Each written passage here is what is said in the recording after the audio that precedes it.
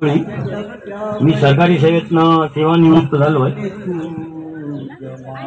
आपण दोन गाणी नेहमीच ऐकलेली आहे. वेडात मराठी वीर दौडले सात, हे विरशी गीत आहे. ऐकल्यावर अंगावरचा रोमांच उभा राहतो ना.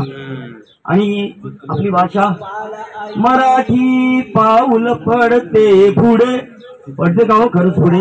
त्याचा आपण प्रत्येकाने आता विचार करायला हवा. आणि आमच्या ताईंनी सांगितलेलंच आहे, त्यात इंग्रजीच्या प्राध्यापिका आहेत, पण तू काळानुरूप बदललं पाहिजे, थोडंसं इंग्रजी शिकलं पाहिजे. पण त्याबरोबर माझं तर असं म्हणणं आहे की सर्व माध्यमाच्या शाळांना भले कोणतीही भाषा असो मराठी सक्तीचं करायला पाहिजे. आणि असं आमच्या या चळवळीच्या माध्यमातून आम्ही सर्व ते सक्तीचं करण्याचा प्रयत्न करा आणि ही मागणी आम्ही सरकार दरबारी नेणार आहोत. दुसरं मी एक संस्कृतीवर थोडक्यात सांगेन. सगळ्यांना दिवाळी माहिती आहे, दिवाळी सण येतो, आपण अभ्यंग स्नान करतो. पहिला दिवस नरक चतुर्दशी. स्नान केल्यावर काय करतो माहिती आहे ना? एक कारेट असतं, डाव्या पायाच्या अंगठ्याने फोडायचं असतं आणि गोविंदा गोविंदा गोविंदा असं 3 वेळा म्हणायचं, म्हणजे नरकासुराचा वध. ही संस्कृती आपल्या मुलांना आपण दाखवली का हो? नाही दाखवली. दाखवली नसेल तर दाखवा, त्याच्या मागची गोष्ट मुलांना सांगा किंवा कथा सांगा. अशा पद्धतीने आपली ही मराठी भाषा घरात जास्तीत जास्त मराठी बोलण्याचा प्रयत्न करा.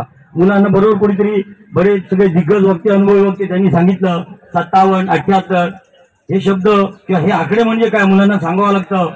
57, 57, 57 म्हणजे अशा प्रकारचं ही परिस्थिती आता हळूहळू बदलायला पाहिजे.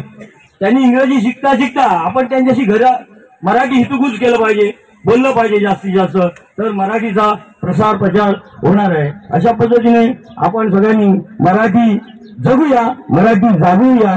आणि एक छोटीस एक मंगलगीत मी ते म्हणतो आणि माझ्या शब्दांना विराम देतो.